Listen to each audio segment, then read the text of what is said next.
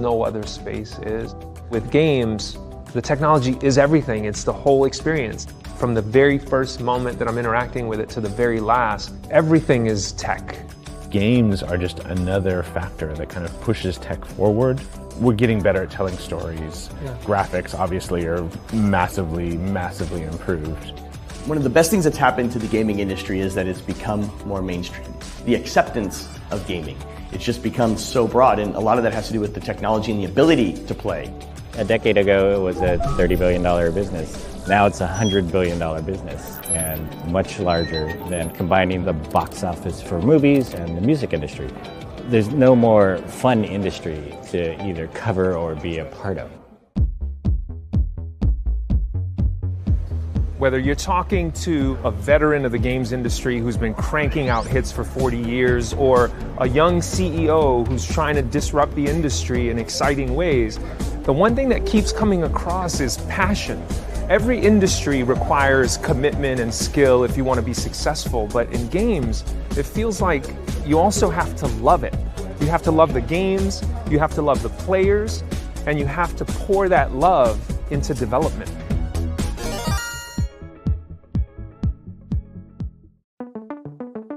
Game development is a fantastic job. I love it, but it's hard work making games.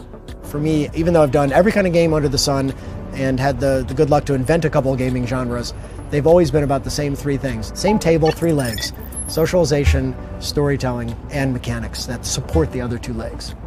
Understanding who your audience is critical. You can't design something for everyone. It's an impossible task, and what it really means is design something for no one. The tighter you can define your audience, the better you can design for them. Find a niche audience that you're passionate about that hasn't had a game made for them. If that's dental floss, then make the greatest dental floss game and promote it to the people who are passionate about dental floss. Sounds amazing. Yeah, exactly, I know. Everybody involved in developing a game is under a lot of pressure, particularly when you consider that 95% of players will leave a game within the first 30 days, and for many games, the business model depends on them staying. Making a game is all about making choices and making the right trade-offs.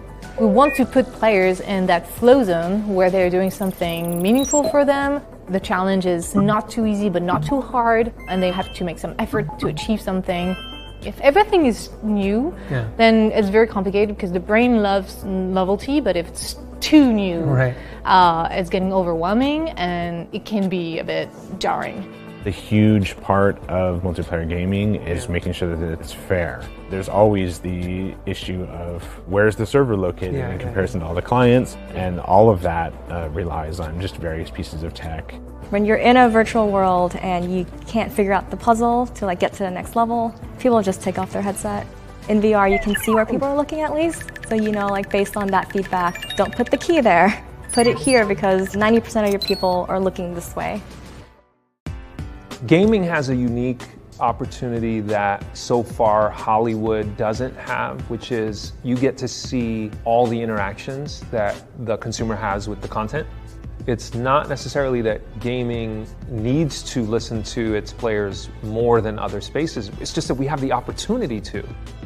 Back in the old days when it was disc in box goes to Walmart or GameStop or whatever, we just had no idea if players would like it. That's not the world we live in anymore. Talking to our players is something we can do. With the social media and YouTubers and people on Twitch, we have a greater access to the community, and it's way easier for them to talk to us. Their voice is the most important. As a researcher, I have to say okay, there's what I think, there's what the player thinks. I'm one person, I'm one opinion. My dev teams should not listen to just my opinion, they should listen to my data, because my data is built up of a wide variety of player opinions. Our motto is player first. To give you an example, when a player says something's overpowered, people will be loudly screaming about how overpowered something is, and that's something we want to address. We'll look at the data, okay? Is this character actually overpowered? Then we look at why are the players feeling it's overpowered. Maybe that guy just has a really cool animation, and when you die to him, it feels like you just got blown away. Maybe we just make that animation a little bit simpler. We care that the player feels that way. If you feel bad about something, we want to fix that. We need to patch, because if we find a problem and the people are actually blocked in a section of the game, we cannot just let that be.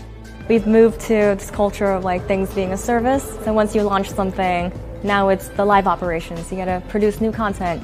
We have a game out right now, Paragon. Every week it gets updated. And so we're just constantly monitoring how our little experiments are going in the community, and we're actively involved with that community, talking to them, listening to them to figure out what features they want in the future.